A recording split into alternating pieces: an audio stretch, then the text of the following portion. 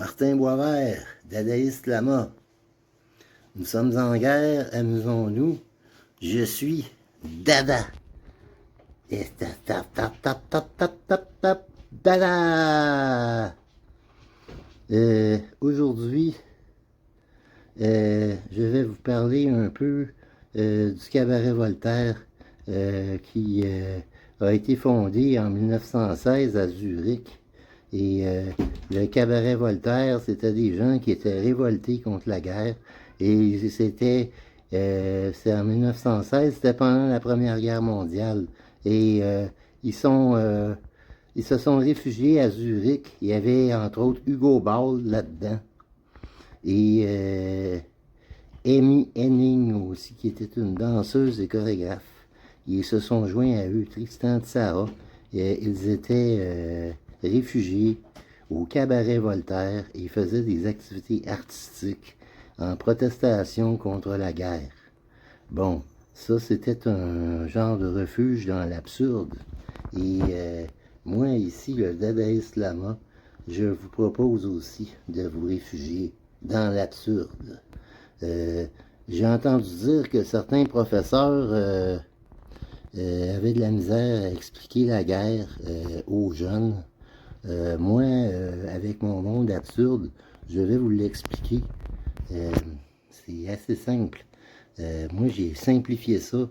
Je vais appliquer ça à l'absurde parce que la guerre, c'est absurde. Et je vais vous faire ça dans l'optique du Canada. Imaginez, par exemple, pour la guerre entre la Russie et l'Ukraine, que ce serait le Québec qui voudrait se séparer.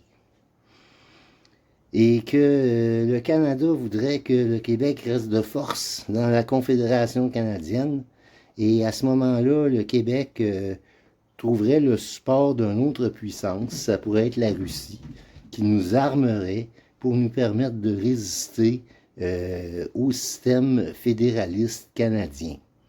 Fait que c'est un peu ce qui se passe en Russie. Vladimir Poutine veut absolument garder l'Ukraine dans la Russie et il ne veut pas que l'Ukraine soit indépendante et l'Ukraine est supportée par les Américains. Bon, maintenant, la situation en Palestine, en Israël évidemment aussi. Israël a été fondé en 1948 par l'ONU. C'est parce que les Juifs n'avaient pas de pays. Puis là, ils ont un pays, mais ils ont fait ça dans un territoire qui était déjà, où vivaient déjà les Palestiniens. Puis ça a fait de la chicane. Si je le transpose au Canada, ça serait un peu comme si, pour satisfaire les indépendantistes québécois, ils nous avaient dit, on va faire un Québec indépendant, mais vous allez vous installer dans une région de l'Alberta, par exemple.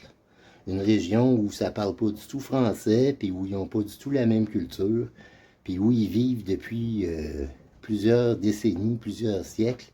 Alors là, nous autres, les Québécois, on serait arrivés là, puis on aurait été financés artificiellement par le fédéral, puis on se serait installé à ce moment-là dans une province comme l'Alberta. Puis là, les Albertains, ils n'auraient pas aimé ça nous voir là, puis nous autres, on serait arrivés là, puis il y aurait eu vraiment une différence de classe, puis nous autres, on aurait été plus scolarisés, plus favorisés économiquement, puis eux autres, ils auraient été là, puis on leur aurait volé leur territoire pour s'installer. Mais on aurait le droit de s'installer là parce que c'est le gouvernement fédéral qui nous aurait installés là.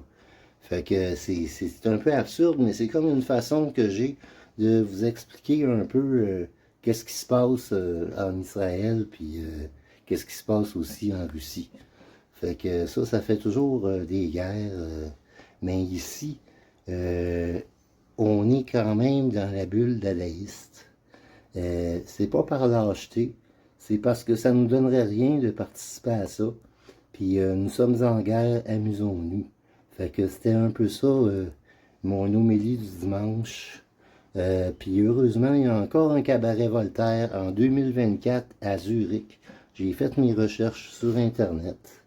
Et il y a effectivement un cabaret Voltaire à Zurich. Puis Puis moi, ma bulle dadaïste, ben, je la fais à la ligne verte, au 2531 Ontario-Est. On fait les cabarets dada chaque lundi soir à partir de 19h, 19h30. Et puis, ça dure à peu près jusqu'à 10h le soir. On s'amuse. Et puis, il n'y a pas de guerre, c'est la paix, c'est l'harmonie. Et puis, dans le dadaïsme, ben, c'est sûr qu'on se défoule, mais on se défoule artistiquement. Puis, on a bien du plaisir, de la poésie, de la musique, puis de l'humour. Ah oui, c'est un Israélien, un Palestinien, puis un Ukrainien qui sont en haut d'un immeuble. Lequel qui saute en premier? L'immeuble.